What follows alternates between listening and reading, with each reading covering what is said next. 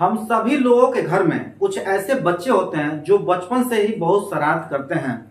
इतने शरारती होते हैं कि वो बड़े होने के बाद भी शरारत करते रहते हैं और वो सुधार अपना नहीं कर पाते हैं। और कभी कभी तो ऐसा होता है कि उन लोगों पर ये सभी धाराएं लग जाते हैं। भारतीय दंड संहिता की धारा 436, 426 और 34 ये लग जाते हैं। ये कब लगते हैं उनके शरारत के वजह से हम लोग जानेंगे आगे वीडियो में। दोस्तों, सबसे पहले तो आप अपने बच्चों को डांटिए, समझाइए। नहीं समझा पाते हैं तो किसी अन्य से कहिए और समझाइए, क्योंकि शरारत करना कभी कभी बहुत बड़ा गुनाह हो जाता है और पूरे परिवार के लोगों को झेलना पड़ सकता है। जैसे अगर किसी व्यक्ति के ऊपर धारा 434 दाखिल हुआ है तो उसके साथ 26 भी लगेगा। लेकिन कोई ये जरूरी नहीं है कि ये जो 34 लगा है लगेगा ही। लेकिन इसमें एक बात की ध्यान रखने की आवश्यकता यह है कि जो धारा 436 है, इसमें कोई व्यक्ति है, मान लीजिए एक व्यक्ति है, एक व्यक्ति दूसरे व्यक्ति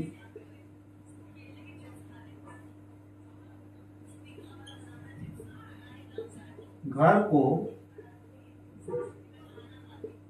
आग से नष्ट करने की कोशिश करता है। जैसे किसी का घर है और एक व्यक्ति जो बहुत बचपन से शरारत कर रहा था, वो शरारत करने में इतना माहिर हो गया बाद में चल करके कि वो सुधरा नहीं और किसी के घर में घुसने की कोशिश करता है और उसके घर को नष्ट करने के लिए क्या करता है कि आग लगा देता है। सपोज दैट, मान लीजिए वो आग लगा दिया नष्ट करने के लिए। उसके बाद अगर घर बच गया तो ठीक है, और उसके मन में ऐसा शरारत चलता रहता है कि कोई विस्फोटक पदार्थ ला करके जो दूसरा व्यक्ति है उसके घर में ला करके रख देता है। विस्फोटक पदार्थों से क्या होता है कि उसका घर ब्लास्ट हो जाएगा। इस वजह से दूसरा व्यक्ति परेशान हो जाएगा। क्या पता सच में आग लगा दे तो वो जल के राख हो जाए, पूरा घर द्वार उसका सब कुछ। तो ऐसी परिस्थिति में बताया गया है कि धारा 436 लगेगा। धारा 436 जब लगा तो उसके साथ 426 भी लगेगा। क्यों? क्योंकि इसमें भी बताया गया है कि ये सब कार्य करते हुए घर को नष्ट करने की कोशिश करना, उसके ऊपर कुछ ऐसे प्रॉब्लम डाल देना जिसके वजह से उसका घर नष्ट हो जाएगा। तो ऐसी परिस्थिति में धारा 426 लगता है। इसमें भी शरारत के लिए ही सजा दिया गया है। जब शरारत कोई करेगा 436, 426 लगेगा। अब बात कर लेते हैं हम लोग फाइनली कि ये 34 क्यों लगा है।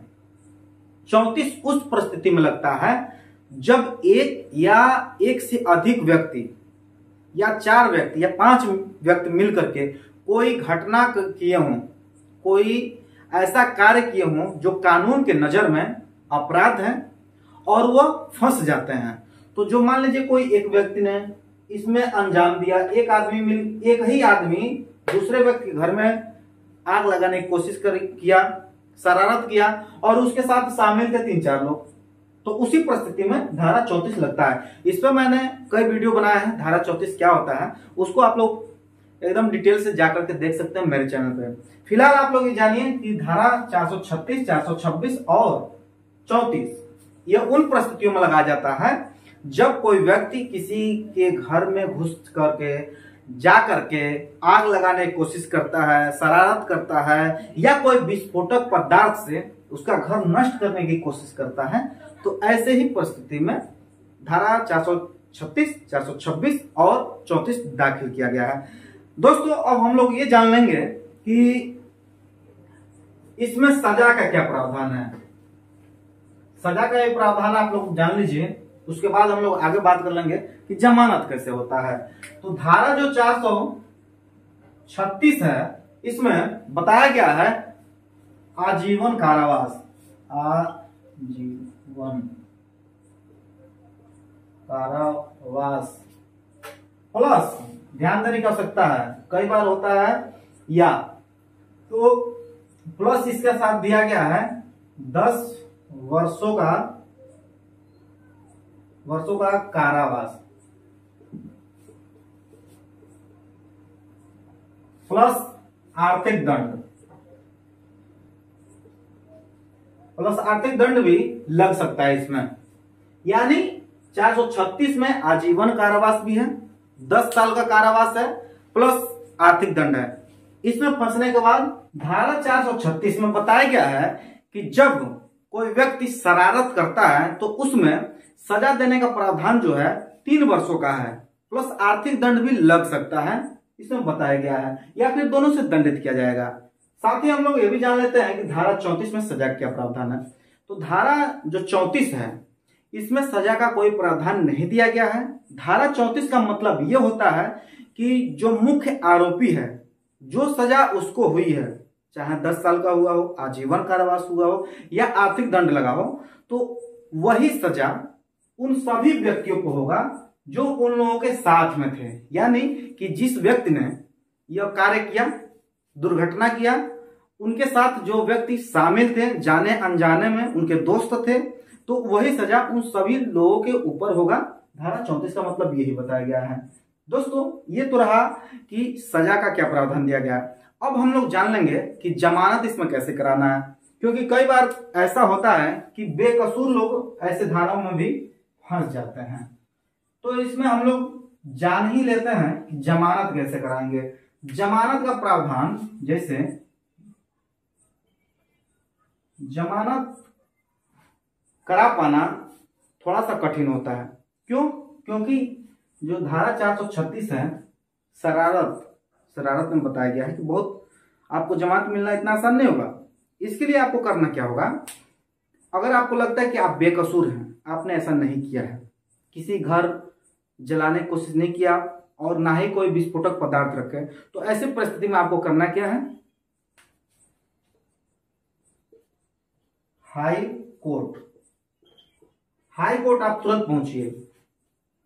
हाई कोर्ट पहुंचने का मतलब यह है वहां पे बहुत सारे वकील मिलेंगे आपको, ठीक है, जो आपको ऐसे केसों में समझा सकेंगे। और धारा 482 जो होता है, 482, इस धारे के अंतर्गत आप किसी भी आरोप को झूठा साबित करने के लिए तैयार रहते हैं।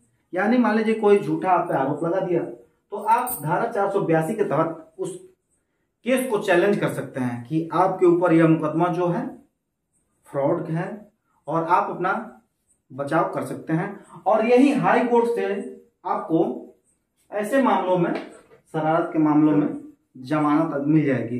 पहले तो आपको जिले न्यायालय सत्र से, यानी जो आपका डिस्ट्रिक्ट कोर्ट है, वहीं से जमानत कराने के लिए किसी वकील के माध्यम से आपको एप्लीकेशन दिलवाना चाहिए। हो सकता है कोई बहुत अच्छे ऐसे वकील होते हैं जो ऐसे केसों को लड़ चुके होते हैं और आपको जमानत दिलवा सकते हैं। इस वजह से आपको जमानत सेशन कोर्ट यानी डिस्ट्रिक्ट कोर्ट से ही आपको जमानत मिल जाएगी। अगर वहां से नहीं मिलता है तो आपको तुरंत हाई कोर्ट चला जाना चाहिए, वहां से आपको जमानत मिल जाएगी। लेकिन कभी भी किसी भी प्रकार का कोई शरारत आपको नहीं करना चाहिए। और ऐसे मामलों में बच निकलना बहुत कठिन होता है। तो आपको करना क्या है, सबसे पहले किसी वकील को पकड़िए, उसका फीस जानिए क्या फीस है, और सबसे बड़ी बात तो ये कि वह अपने क्षेत्र में निपुण वकील है कि नहीं, आपको ये जानना चाहिए। अगर वह अपने क्षेत्र में निपुण वकील होगा तो आपको जमानत दिलवा देगा आसानी से, कोई परेशानी नहीं होगी और आप जमानत पा जाएंगे और हमेशा हमेशा के लिए ऐसे केसों से निपटारा हो जाएगा, छुटकारा मिल जाएगा आपको। लेकिन आपको हमेशा याद रखना है 482, धारा 482 के तहत झूठा आरोप अगर आप पे लगा है तो चैलेंज कर सकते हैं। दोस्तों आज की जानकारी आप लोगों को कैसी लगी, आप लोग कमेंट बॉक्स में कमेंट करके मुझे बता सकते हैं। आप लोग का बहुत बहुत धन्यवाद है वीडियो देखने, जानने, सुनने के लिए। मिलते हैं हम लोग एक नए वीडियो में एक नए टॉपिक के साथ। तब तक के लिए जय हिंद, वंदे मातरम।